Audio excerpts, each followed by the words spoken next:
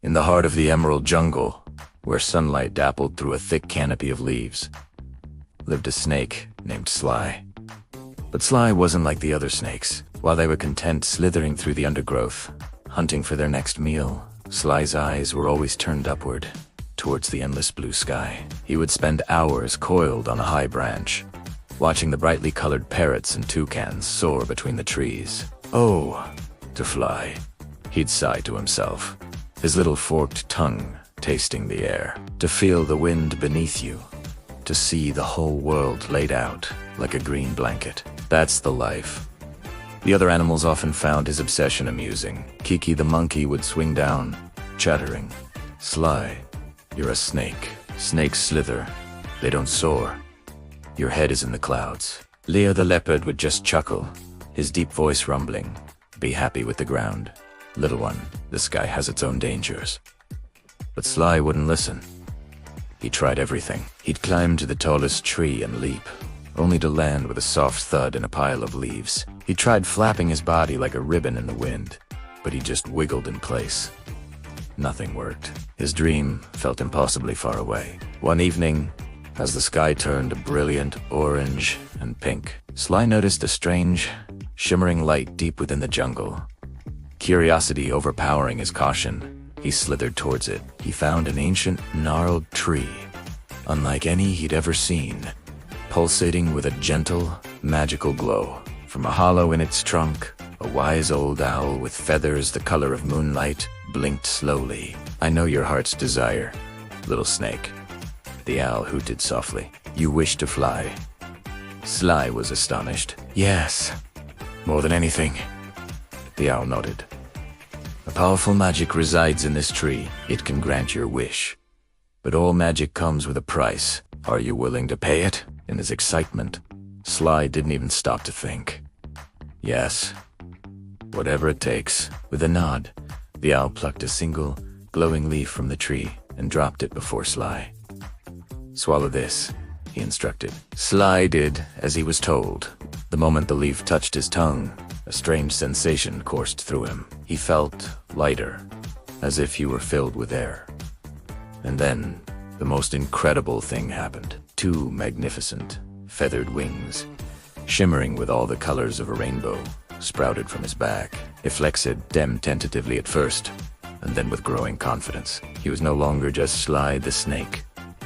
He was Sly the flying serpent. He gave a joyful hiss and launched himself into the air. It was everything he had ever dreamed of, and more. He soared above the canopy, the wind rushing past him, a thrilling song in his non-existent ears. He looped and dived, laughing in his own snake-like way. The jungle below was a breathtaking mosaic of greens and browns. He saw Kiki swinging from a branch, a tiny figure far below, and Leo resting by a stream, looking like a small, spotted rock. He was free. He was magnificent. He flew 4 hours, until the moon climbed high in the sky, casting a silver glow over the world.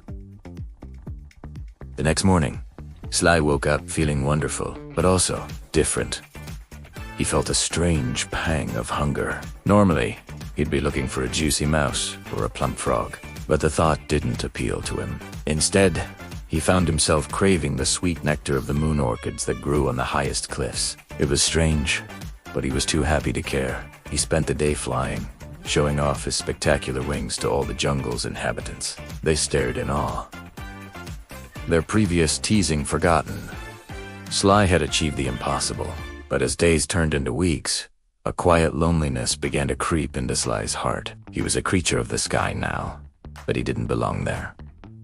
The birds, once his idols, were wary of him. He was too big, too different. They'd scatter whenever he flew near. He also couldn't slither on the ground like he used to. His beautiful wings were clumsy and awkward on the forest floor, getting tangled in vines and roots. He could unjoin his old snake friends as they sunbathed on warm rocks or shared stories in the cool shade. He missed the familiar feeling of the earth beneath his belly. He missed the simple things. The scent of damp soil after the rain, the thrill of the hunt through the undergrowth, the comfortable companionship of those who were just like him. He could fly, yes, but he couldn't connect. He was an outcast in the sky and a stranger on the ground. He was utterly alone. The price the owl had spoken of was now painfully clear. In gaining the sky, he had lost the earth. He had lost his home, his friends, his very identity. The joy of flight had turned into a hollow ache. One day, filled with a heavy heart, Sly flew back to the ancient, magical tree. The wise old owl was waiting, as if he knew he'd be back. The sky is not as you imagined, is it, little one? The owl hooted gently. Sly couldn't speak, but a single tear rolled down his scaly cheek. I was a fool, he finally whispered. I thought flight would make me happy, but it has only made me lonely. I want to be myself again. I want to go home. The owl looked at him with kind, knowing eyes. Wisdom is often a difficult journey. You have learned a valuable lesson, Sly. You have learned that true happiness doesn't come from being something you're not, but from embracing who you are. The owl then told him that the magic could be reversed, but it required an act of letting go. Sly had to willingly give up his wings, his dream, forever. Without a moment's hesitation, Sly agreed. He understood now. The owl instructed him to coil around the base of the magical tree and truly wish to be a snake again, not just with his words, but with his whole heart. Sly closed his eyes. He thought of the feeling of cool mud, the camaraderie of his fellow snakes, the simple pleasure of being exactly what he was meant to be. He let go of his dream of the sky and embraced the reality of the earth. As he did, he felt a tingling sensation. His beautiful, magnificent wings slowly faded, dissolving into shimmering dust that was carried away by the breeze. He felt his weight return, the solid, comforting feeling of his body connected to the ground. He opened his eyes. The wings were gone. He was just Sly, the snake, once more. He gave a heartfelt hiss of thanks to the owl and began the long, happy slither home. The journey felt wonderful. Every twist and turn over routes and rocks was a welcome embrace. When he finally reached his old sunning spot, the other snakes greeted him with surprise and relief. They didn't tease him. They saw the change in his eyes. Sly never looked at the sky with longing again. Instead, he looked at it with appreciation. A beautiful ceiling above his wonderful home. He had flown. He had soared. And he had learned that the greatest adventure wasn't about reaching for the sky, but about finding the joy and beauty in your own 2 feet, or, in his case, in having no feet at all.